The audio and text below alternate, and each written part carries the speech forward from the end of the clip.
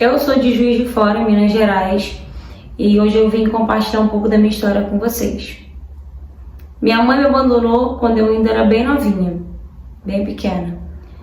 Na verdade, ela me deu para minha mãe adotiva, que no caso é a prima dela de sangue. E foi embora com um cara mais novo que ela, bem mais novo que ela. Meu pai eu nem cheguei a conhecer. Então, desde sempre, eu sabia que a minha mãe era minha mãe adotiva. Não era minha mãe biológica. Eu amava demais a minha mãe. Eu amo demais a minha mãe. Mesmo sabendo que não era minha mãe de sangue, mas eu amava ela, sabe? Então, eu não entendia o porquê que eu sentia um vazio quando eu era criança. Eu sentia esse vazio dentro de mim. Eu tinha uma tristeza por saber que a minha mãe biológica me abandonou, me rejeitou e nem quis mais saber de mim. Era como se ela tivesse me dado para algum desconhecido, sabe? Não tivesse nem interesse nenhum de saber como que tá uma criança que você colocou no mundo. Então, eu sentia isso, sabe? Eu sentia aquele vazio dentro de mim. Mas mesmo assim, eu sou muito grata pela minha mãe adotiva. Minha mãe tinha duas irmãs, no caso, as minhas tias. E a gente morava numa casa humilde, mas nunca me faltou nada. Eu sempre tive de tudo. E minha mãe tinha um bar. Na nossa casa era praticamente um bar, né? O bar, na verdade, era na parte de baixo da casa e na parte de cima era onde a gente morava. E minhas tias também trabalhavam no bar com a minha mãe. Então eu cresci no meio daquilo ali, vendo um monte de homem bêbado, som alto, sabe? Aquele cheiro horrível de álcool. Mas, apesar de tudo, a minha mãe se dedicava a mim, sabe? Era muito dedicada a ser minha mãe.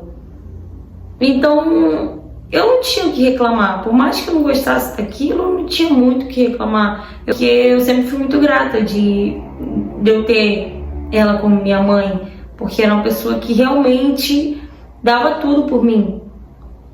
Então, eu tinha mais gratidão do que tudo. E isso pra mim era ruim? Era. Não era um lugar muito apropriado para uma criança, né? Ficar, mas tudo bem. E com 9 anos de idade, a minha casa, né, a nossa casa, se transformou em um outro tipo de negócio. Vários homens entravam no quarto com a minha mãe ou com as minhas tias. E eles davam dinheiro para elas. Toda vez que eles iam lá, que eles se trancavam no quarto com a minha mãe ou com a minha tia, eles davam dinheiro para ela. No começo eu não entendia aquilo, mas depois eu fui entender que aquilo ali já era um trabalho sexual, sabe? Que elas tinham relação com eles em troca deles darem dinheiro para ela. E isso tudo dentro da nossa própria casa, no segundo andar, onde eu falei que era a nossa moradia e o bar era embaixo. Só que aí o bar continuou sendo embaixo e em cima se transformou praticamente num prostíbulo, né? A nossa casa virou praticamente um prostíbulo, que os homens, vários tipos de homens entravam lá para ter, sabe, relação com a minha mãe e com as minhas tias. E eram vários tipos de homem mesmo, era caminhoneiro, era homens do exército, era senhor aposentado. O tanto de homem que eu já vi entrando lá do exército, vocês não têm ideia, era muito homem. Não era 2, 3, 10, não. Foram muitos homens que eu vi ali entrando e saindo da casa da minha mãe, onde era o nosso lar, sabe? E nesse meio tempo que elas estavam oferecendo esse tipo de trabalho, uma das minhas tias pegou uma doença sexualmente transmissível, uma doença venérea mesmo, muito braba, que minha tia ficou acamada, muito doente mesmo. E logo depois que ela se recuperou, ela saiu transmitindo essa doença para várias pessoas da cidade. Até que minha mãe se deu conta que aquele lugar ali não era um ambiente para ela criar uma criança. E aí Minha mãe mudou, né, o bar, mudou o estabelecimento dela para outro local.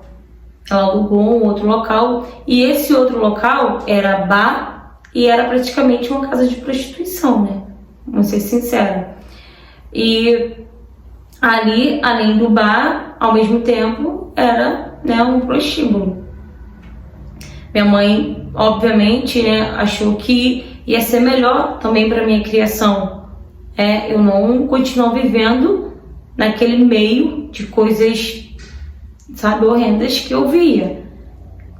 E daí tudo bem. E quando a minha mãe mudou, né, o estabelecimento, né, dela para outro local, tirou ele da nossa casa, eu acabei ficando sozinha em casa. Então ela, né, minha mãe e minhas tias iam trabalhar, né, lá no estabelecimento delas, e eu acabava ficando sozinha em casa, então, porque eu já tinha uns 12 anos de idade. E pra ser sincera, aquele local onde só elas três trabalhavam, oferecendo trabalho sexual, acabou que elas contrataram até outras mulheres e diversas outras mulheres estavam trabalhando lá pra elas e com elas, né? E independente de qualquer coisa, eu ainda sentia que minha mãe se dedicava muito para me criar. Ela tentava, sabe, fazer com que preenchesse, né, o vazio, às vezes o sentimento que eu tinha de estar sozinha, de, sabe, solidão. Ela tentava preencher isso com outras coisas. Tudo que eu queria ela me dava, sabe, tudo que eu queria ela fazia de tudo e me dava. E eu fui ficando sozinha, né, praticamente.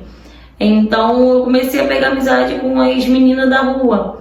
Eu chegava do colégio e ia pra rua brincar com essas meninas, até que eu conheci a Maria, né, que eu vou chamar ela de Maria, um nome fictício, tá? Até que eu conheci a Maria e a gente acabou pegando uma amizade. Ela tinha lá pros seus 8, 9 anos de idade, mas ela era uma menina tão doce, sabe? Tão carinhosa, tão inocente. E acabei pegando amizade com ela. Toda vez que eu chegava do colégio, eu ia brincar com ela, ou então ela ia brincar comigo. E teve um dia que a Maria quis ir pra casa da avó dela sozinha. E a avó dela morava no local próximo, porém tinha que atravessar tipo a rodovia. Essa rodovia era muito movimentada, passava muito carro, caminhão, então passava muito caminhão, carreta. E a Maria, né, pegou e foi pra casa da avó dela sozinha. Ela nem sabia andar, né, sozinha, sem ninguém. E ela acabou indo para casa da avó dela. Quando a Maria foi atravessar a rodovia, veio o caminhão com tudo e, sabe, estraçalhou a Maria. E eu lembro que eu tava chegando na rua, quando eu vi mó correria, sabe, mó correria, mó gritaria. Então, todo mundo foi pra lá. Um dia falando, né, que ela tinha sido atropelada e tal. A gente, criança, é curiosa. E eu também era minha melhor amiga, praticamente. Então, eu queria ver como é que ela tava, né? E eu acabei indo pra lá com a mãe de uma outra amiguinha ali da rua. Eu fui acompanhando ela. E quando chegou lá, gente, eu vi um monte de gente, assim, sabe, ao redor, sabe, da Maria. E quando eu cheguei perto, que eu vi aquela cena, sabe, a Maria toda esmagada no chão, irreconhecível. Foi uma das piores cenas que eu já vi na minha vida. Na hora eu comecei a chorar e eu tive vários tipos de sentimento. Eu não sabia se eu chorava, se eu gritava. Só sei que foi uma cena horrível, horrível, horrível. Não sobrou nada dela praticamente, sabe? Ela tava toda amassada no chão. Porque quando o caminhão passou, ele passou e foi embora. Era um caminhão muito grande. E depois que ele foi embora, outras carretas passou por cima dela. Então, pense, do jeito que uma criança, sabe? tão pequena, que ela era pequenininha, ela tinha 8, 9 anos de idade, mas ela era pequena. Ela ficou toda amassada e aquele monte de gente ali, e a mãe dela, sabe, chorando, gritando de dor. Olha, foi um sofrimento que não tem tamanho, sabe? Os irmãozinhos dela ali do lado também chorando, e todo mundo ali do local começou a chorar. A gente começou a chorar, eu comecei a gritar. É um sentimento que não tem como eu descrever pra vocês. E eu lembro que começaram a catar, sabe? Juntar os restos dela e colocaram dentro de uma caixa de madeira para poder tentar fazer o enterro. E nisso foram atrás do caminhoneiro, tentaram ir atrás do caminhoneiro, né? E ele acabou sendo preso. Só que, como ele disse, ele nunca imaginou que fosse uma criança. E realmente, ele falando daquele jeito, a gente não tem como culpar ele, sabe? Ele falou, não tinha como eu ter visto ela. Além de ser uma rodovia de alta velocidade, era uma criança. Eu juro que eu achei que eu tinha atropelado um gato ou um cachorro. Mas eu nunca imaginei que era uma criança. E acabou que ele foi liberado, né? Só que ele foi liberado, mas ele ficou com uma consciência pesada, ele ficou com aquele remorso de ter estrangulado no chão uma criança. Com pouco tempo, esse caminhoneiro sofreu um acidente e morreu, veio a óbito. E os policiais falaram que foi ele mesmo que causou o acidente. Então, ele mesmo causou a própria morte.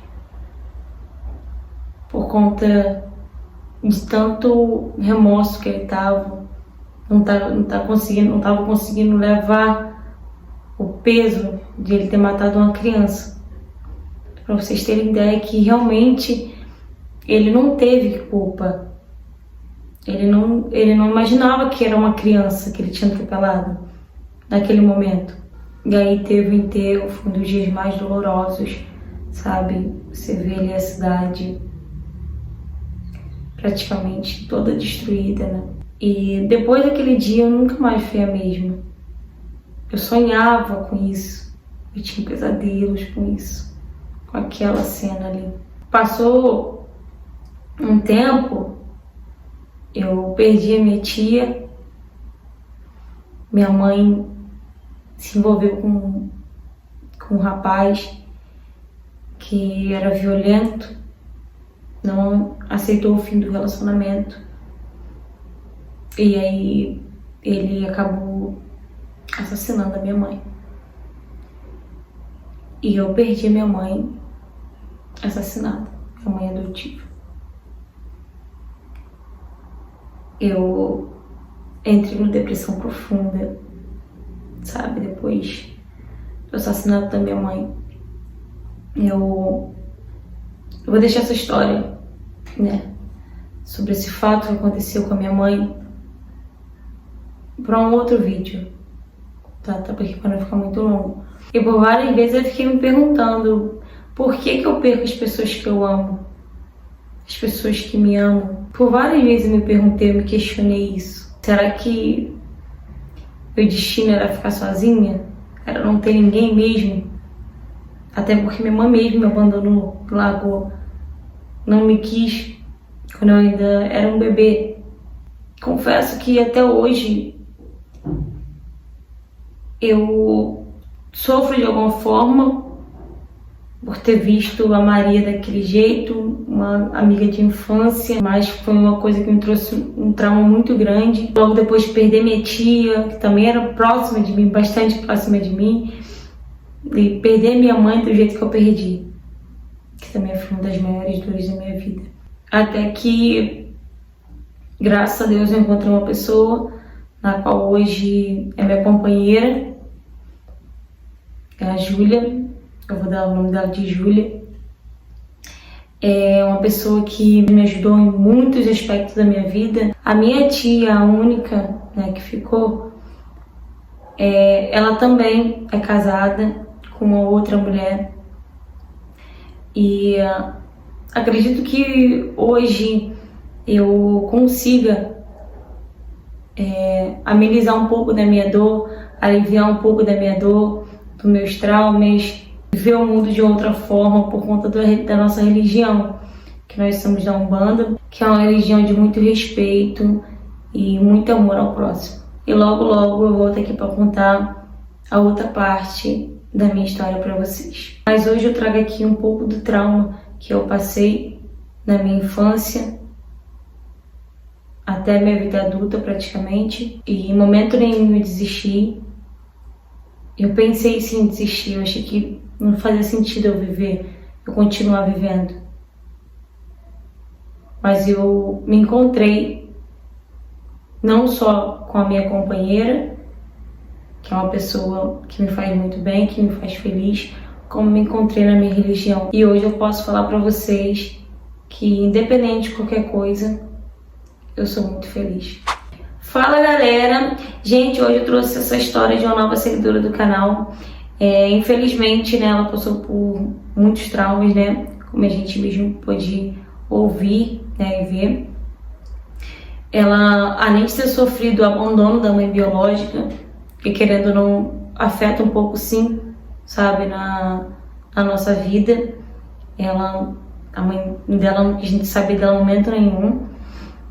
E o pai, né, que é a figura paterna, ela não teve nem um pouco, porque até mesmo ela não conheceu. Logo depois ela acabou perdendo, né, uma das melhores amigas dela na infância, que acredito deve ter sido bem traumático. A gente vê uma pessoa que a gente gosta, que a gente ama, ainda mais que a gente quando é criança, que a gente se apega muito, sabe, numa amizade, você se apega muito em outra pessoa, outro ser humano. A gente realmente, a criança quando ela gosta de verdade, sabe? Então deve ter sido bem difícil ver uma amiguinha, né, vamos colocar assim, ali naquele estado, no chão, sabe? E logo depois veio a perda da tia dela e depois da mãe, que sofreu feminicídio, né, que foi assassinada pelo ex-marido que não aceitava o fim do relacionamento. Como ela mesmo disse, a gente vai trazer o resto da história dela aqui no canal, para não ficar muito grande, né? A gente preferiu contar esse outro fato em outra história. Mas graças a Deus você tá bem, né? Hoje em dia, como você fala, apesar de todos os traumas, de todas as dores que você passou, você de alguma forma encontrou uma forma de ver o mundo de um outro jeito, de aliviar um pouco a sua dor, que foi na sua religião, né, na Umbanda. Antes de qualquer coisa, né, de surgir algum tipo de comentário, não estamos aqui para julgar a religião de ninguém. Acredito eu que cada um sabe onde se sente bem, onde se sente feliz. Ela se sentiu bem, se sente bem, se sentiu feliz na Umbanda, e é isso que importa, tá? Então não estamos aqui para julgar nada de ninguém. Quem somos nós para ser julgadores de alguma coisa? Então é isso, galera. Se você já passou por situação parecida, se você tem qualquer tipo de história para me contar, seja ela qual for o tema, me mande mensagem no direct do Instagram, tá? Curta, comenta e compartilha. Me siga nas minhas redes sociais. Me siga na página do Facebook, tá? Que é Histórias com a Ju. Ou no TikTok. Ou não, e no TikTok também, tá? Que também é Histórias com a Ju ou Juliana Arthur. Se você não for inscrito no canal, aproveita e se inscreve agora, tá ok? Beijo, beijo e até a próxima.